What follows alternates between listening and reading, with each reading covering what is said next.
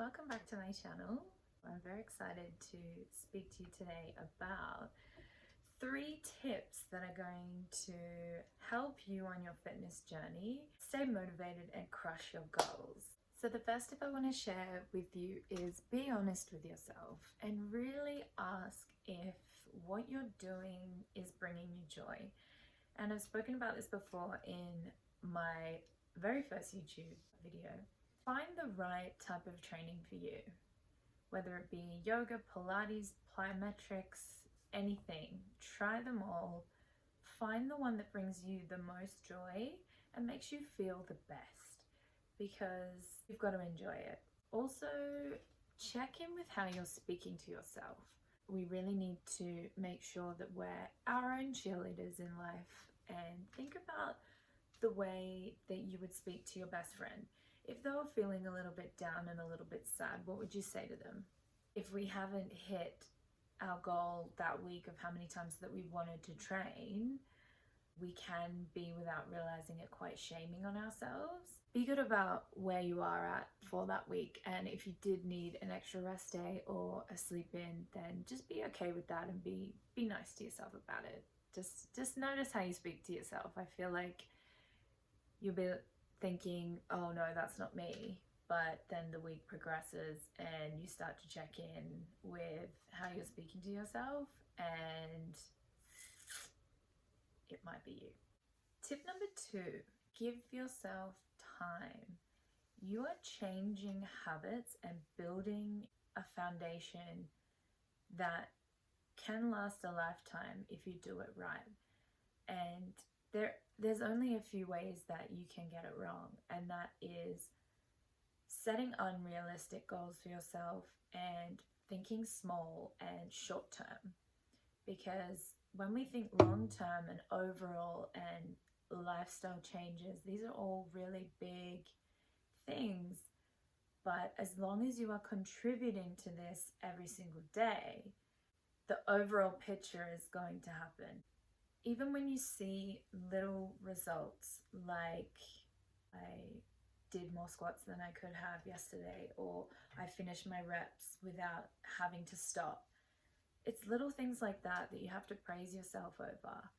And I know myself, when I first started getting into all my compound movements, like squatting and lunging, it was hard, and you have to really perfect your form and get those compound movements perfect. Then you can add weights, then you can lower the reps and add more weights. And the thing I really noticed was when I was doing like jumping lunges and jumping squats, I was having to stop halfway through because they're hard. And instead of shaming yourself and saying, oh, like I didn't get through that 15 reps, next time I'm going to try not to have a rest. I can do this. And the thing is, you can. It's really only the mind that gets in the way. You've got this. Be your own trainer and even say it out loud. One more set. You've got this. Let's go. And it makes such a difference. It really, really does. So try that. Also, it's good to have some healthy role models. I know that Instagram is easy. You can go down a rabbit hole of looking at other people's lives and other people's progress and where they're at in their fitness journey, and you can compare yourself to it. I think it's really important to follow people who motivate you and not to follow people who make you feel bad about yourself. And it's not their fault. I know it's, we're all in charge of how we feel and how we think, but they could have a lot more time on their hands to dedicate to their fitness journey. It might be what they do for a living, which is totally cool, but it might not be your story. And I guess my little bit of advice is to go through and just notice who you're following and how they make you feel. And if they're not making you feel great, maybe think about why you're following them. I can be sitting on the couch feeling super lazy, not wanting to work out, not wanting to do anything. And I'll go on and see like one of my fellow girls who are, in the same boat as me. It doesn't matter where they are in their life, we're all in the same boat. And I can totally relate to these people. And they'll get online and they'll say, you know, today I woke up feeling, you know, down and I didn't want to get out of bed. And then I got up and smashed a workout and I feel great. And I can't count on my hands anymore how many times it's gotten me up to train. Which brings me to my tip number 3. Your progress is not always going to be linear. Some days you'll be feeling lean, energized, and ready to crush your workout. Other days, quite the opposite. Sometimes I'll wake up and I'll feel so lethargic and tired, and I've had a full 8 hours sleep. I ate really well the day before. There's just no rhyme or reason to it. Sometimes you just feel a bit bleh. And I'm not saying use that as an excuse to not work out, but check in and just ask yourself, are you genuinely exhausted, or do you just need a little healthy bum slap from yourself to get up and train? Rest days are super important. There is a difference between pushing yourself beyond exhaustion and genuinely just needing a rest day.